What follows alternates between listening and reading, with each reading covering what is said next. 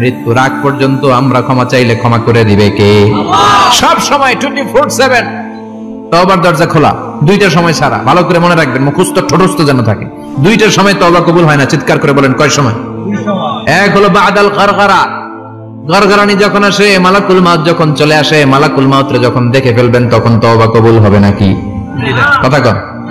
ফেরাউনের নাম শুনছেন? ওরা যখন আল্লাহ লোহিত সাগরে ডুবাইয়া পানি খাওয়াইতে লাগলো, পানি খাইতে খাইতে পেটটা হয়েছে এত বড়, আর পানি খাইতে পারে না। এরপর হাত তুলে কয় আনা মিনাল মুসলিমিন। কোরআনের আয়াত, আনা মিনাল, হাত তুলে কয় আমি মুসলমান। ফেরাউন না বলে মুসলমান, আমরা যাবো কই? কথা কও। ফেরাউন হাত তুলে কয় আনা মিনাল মুসলিমিন। আল্লাহ কয় টাইম ইজ আপ, দেরি করছস, অনেক সময় দিলাম, অনেক সুস্থ রেখেছি, ক্ষমতা দিয়েছি, দাপট দিয়েছি, তখন যদি ঘাটটা নত করে, মাথাটা নত করে একবার ক্ষমা চাইতি, ফেরাউন তোরেও ক্ষমা করে দিতাম। কিন্তু সময় শেষ হওয়ার পরে আমি মুসলমানদের অন্তর্ভুক্ত বললে কোনো লাভ হবে নাকি?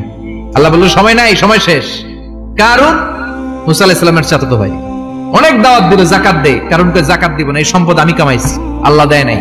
মুসা আলাইহিস সালাম বললেন তাহলে আযাবের অপেক্ষা কর, আযাব চলে আসে। আল্লাহ বলেন মুসা সেফ জোনে যাও, সরো, এখনই আযাব। ফাখাসাফনা বিহি ওয়া বিদারিহিল আরদ, পুরো সাইয়ুমের জমিনটারে আল্লাহ কাঁপিয়ে দিলেন, আর কারুনকে সহ পুরো সম্পত্তি তার জামিনের ভিতরে দাবিয়ে দিলেন।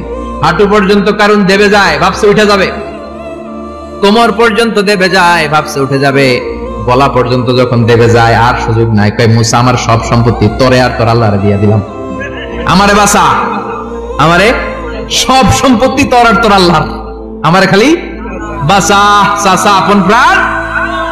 আল্লাহ বলে সময় শেষ। তার মানে বাদাল গরগরা তওবা কিন্তু আর কবুল হয়